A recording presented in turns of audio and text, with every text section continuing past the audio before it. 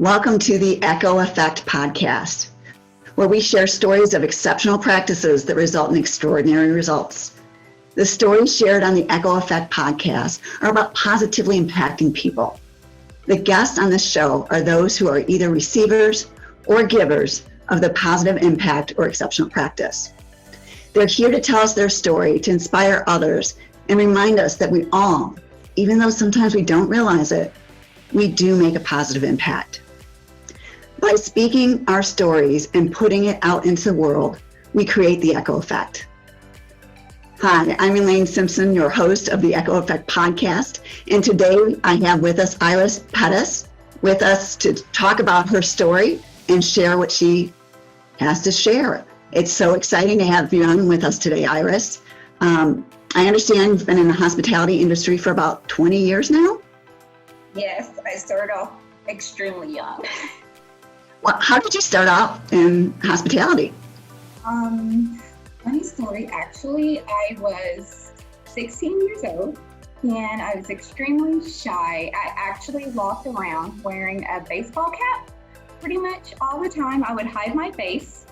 I walked inside of a hotel restaurant to visit my sister, my older sister. She was a hostess there. I sat down at a table and a sweet waitress came over to me, looked at me, and asked who I was. I introduced myself, looked up at her and smiled, and she said, "Oh my God, you are so beautiful. Your smile is so big. You should come work here." And the rest was history. Actually, I was super shy, but I gave it a shot, and it pretty much changed my life forever. Wow, I guess you could say that was an echo effect. Okay, yeah, absolutely. Well, isn't it amazing how just a smile can just impact people's lives, right? So you smiled at her and she was just blown away and taken in. And, you know, the echo effect doesn't have to be anything big and, glamorous or, something you could write a movie about. It can be very small, especially this day and age where we've got the COVID and everything going on, and people are having a hard time with it. And just checking in, I got a card from a friend of mine the other day just saying, just checking on you, want to see how you're doing, and I was just blown away. Wow, that is amazing. Yeah. So Iris, when we put this out there that we were doing the Echo Effect podcast and you responded, what was going through your head at the time? What story or what situation was going on that you were excited to share? Well, it's funny that you asked that because I was actually extremely nervous about doing it. And I just, in meditation and devotion this week, I've learned to, if a door opens up, you'll never know what happens unless you walk through it. And someone gave me some good advice. They said to, look into the camera and just tell your story. It's your story, so share it. And my thought process is hopefully this story will help someone else. So putting myself out there and sharing a story. Well, we're really, really glad that you decided to share the story. I'm excited to hear about it, and I'm sure our listeners are excited to hear about it. And then, like I said, be yourself and just share what you want to share with us. Yeah, absolutely. So my story started in, let's be honest. My whole career has been an echo effect, actually. I've held many manager positions. My first story begins in 2017. It was my first year as a sales director, recently promoted. Another open door that I walked through thinking I'm just going to give it my best shot. And but one thing I learned throughout my entire career is you can have fun making money. You really can, but there's more to it. I think if you want to feel some type of self-fulfillment, it's got to be more than that.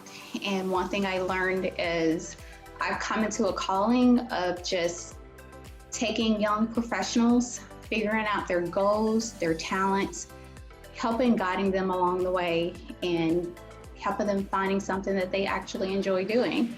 So, which brings me to my story. So in 2017, I'm figuring out this whole director of sales thing here, and my first coordinator, I I inherited, actually. Her name is, I don't mind sharing it, Carly. And she cute as a button, very polite.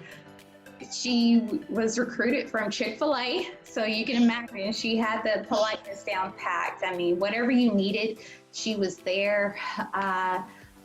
And with my history, I got to a point that, extremely organized, we need it yesterday, time sensitive, and this poor thing, she got me. So I did everything I could. I'm like, okay, she's not really an administrator. She's come from Chick-fil-A. The first question I asked Carly is, what do you want to do with your life? What are your goals? And you know what her answer was? What? I think I'm just going to work for you forever.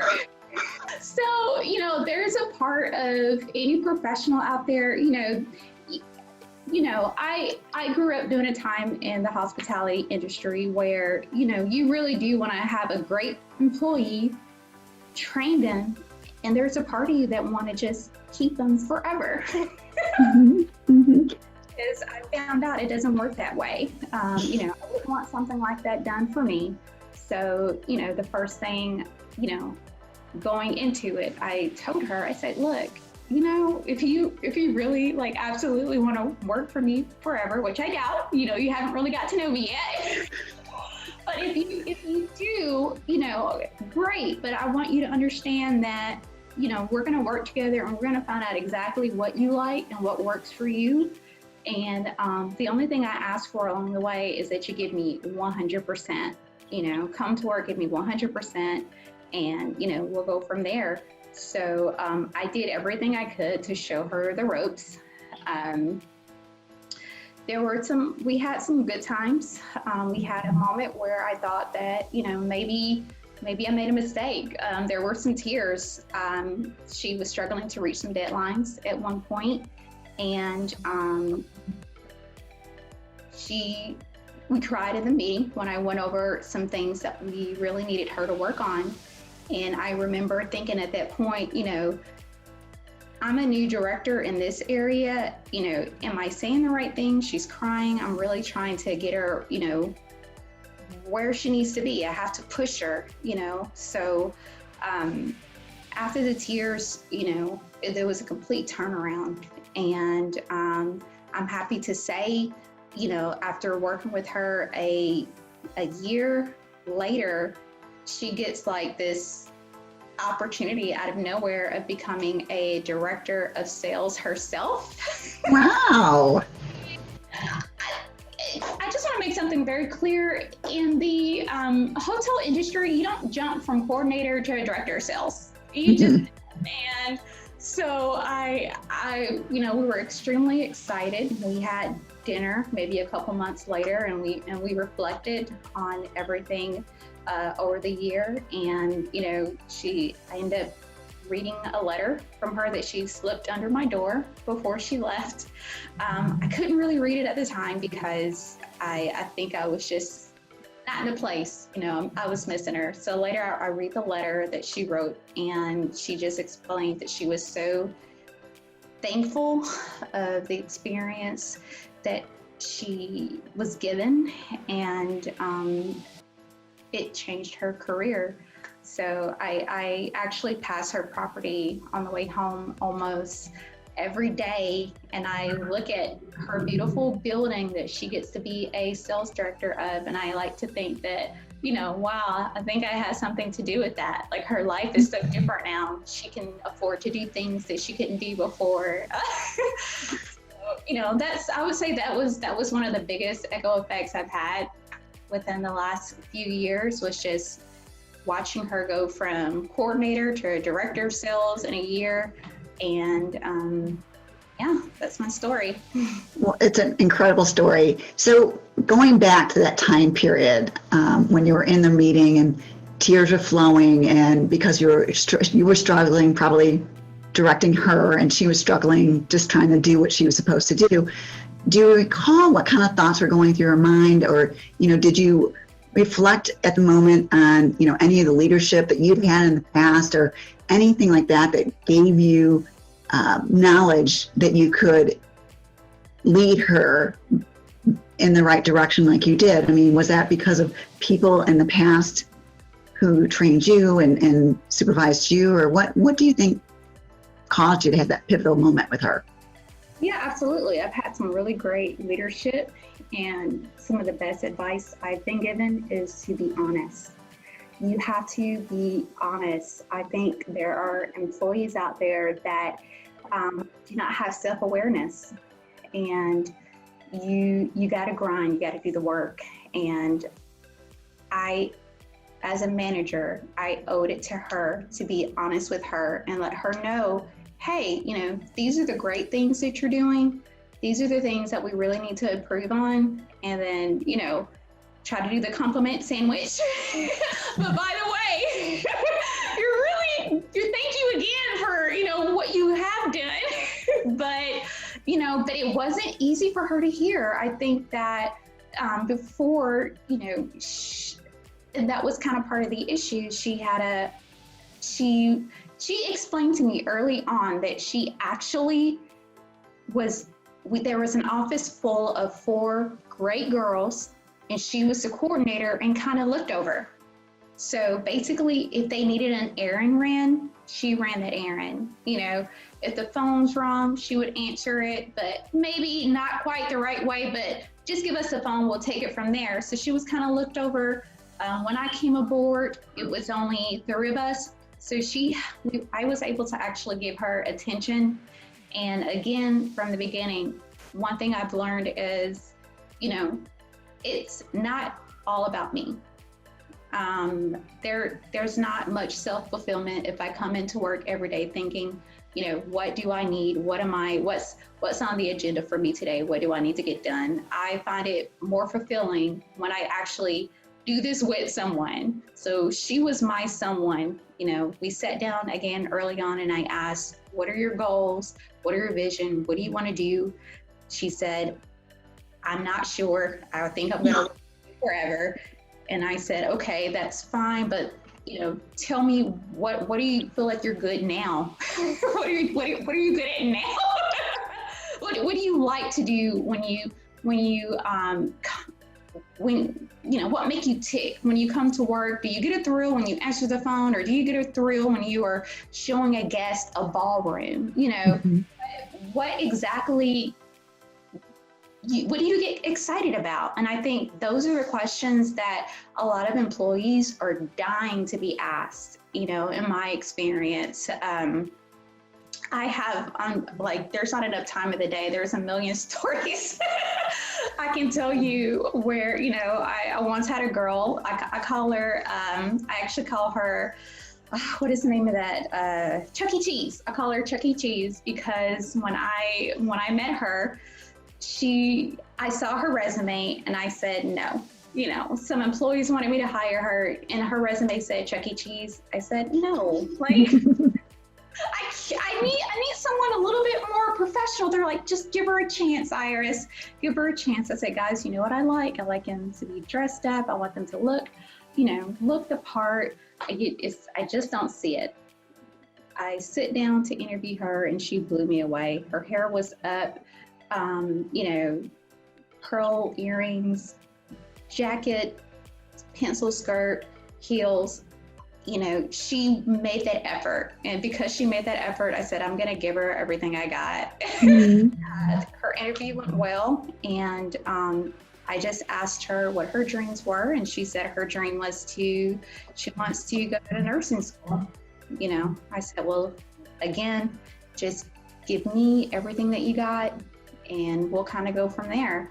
So every day she would come to work and she would get tips of professionalism from me, every day. I kept a mirror in the office and I said, okay, when you come in the office, I want you to look into that mirror and see if you're ready to go to that front desk, And so they would come in looking pretty rough from school, go in the mirror, go to the restroom with your book bag, come back, look in the mirror, and, and then they would go out there and perform. And then, later on we'll have talks and conversations, and they'll understand, before, there are other things that they need to stand out. And, those tips of looking professional, making sure you come to work on time. Hey, that works no matter where I go in the world. So, and again, the one thing I've learned is you don't try to keep employees forever.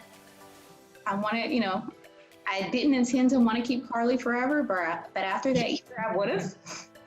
But, work is like almost like a grade. When you hire an employee, you shouldn't expect to have them for 3 or 4 years. You're not going to have a kindergartner for a year. So why should you expect to have an employee forever? You right.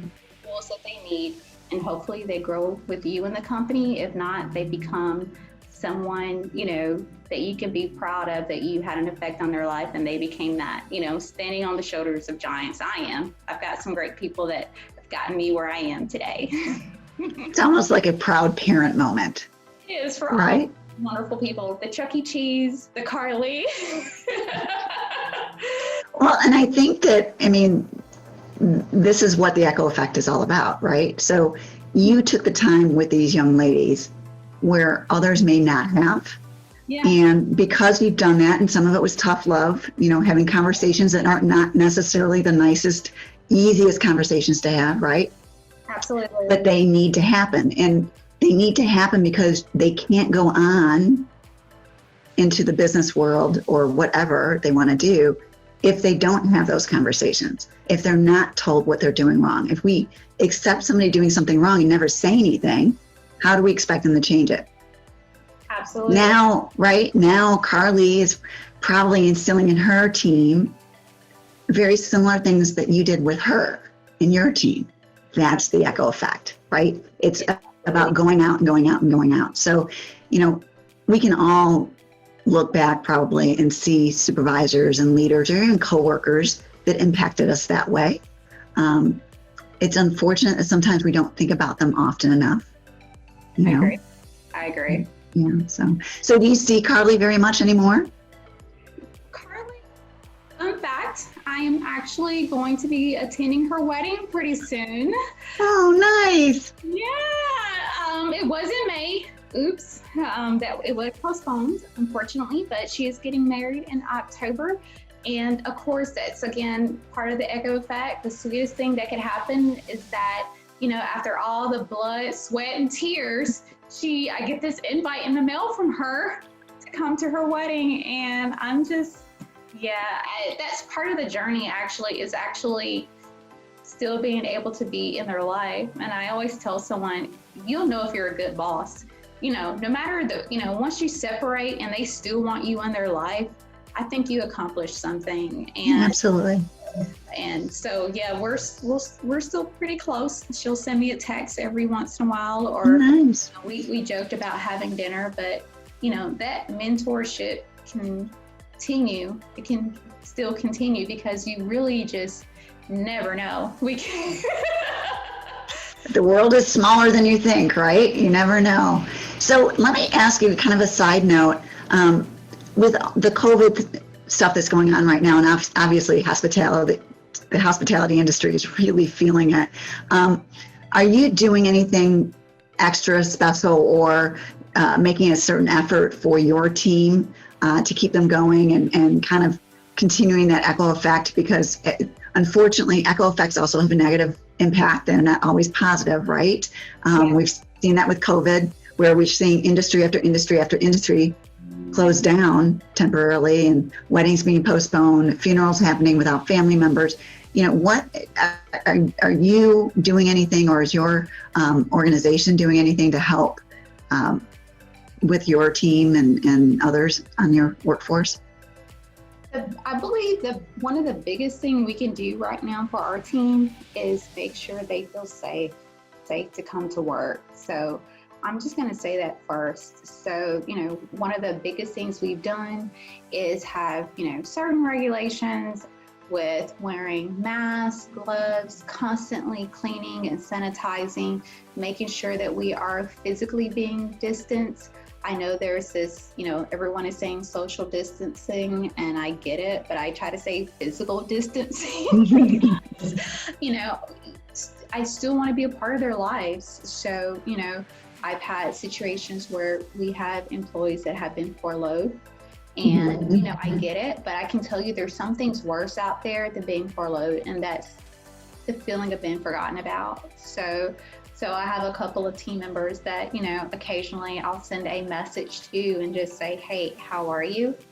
I want you to know I'm thinking of you. I promise you, if you're sitting at home and, you're not at work and you may be receiving, some type of support from the government, so you may feel okay in that aspect, but, the idea that you may be feeling forgotten, I think that could be one of the worst negative effects that can happen to the employees that were in the workforce is so, reaching out to them and letting them know that I'm thinking about them, the ones that are here, making sure they feel safe. Making sure we don't forget about their birthdays. We have an employee here today who's celebrating her 30th birthday. Aww. Welcome to the team.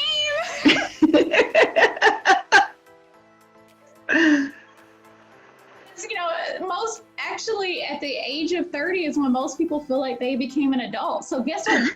Now grown up. So we did something for her because she can't really just go out and party. So, we decorated the office, got lunch, donuts, and all that fun stuff. So just making sure that no one feels forgotten, because a lot of times that's the issue. We're so focused on the negative. So thank you so much, Elaine, for what you're doing, helping us focus on the positive. So, different headspace now. Before we were so focused on all the bad, and now we're trying to focus on what we can do. So Right. Part of that's telling our story. No, absolutely. And it's amazing what just sharing stories can do. It's uplifting, it's encouraging, it's inspiring. And, you definitely have been an inspiration today. And I love your energy. And I love, the fact that you look upon your team and your subordinates and really want them to succeed. And when you said that, we shouldn't expect our employees, our team members to be with us forever.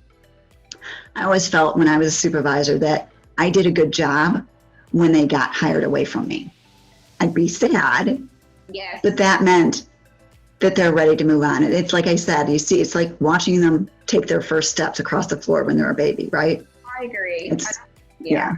So again, thank you so much, Iris. I really, really appreciate it. I hope you continue with that positive impact, not just with your team, but with your guests and your party people, the weddings and events that you have going on that hopefully will start back up soon. Yeah.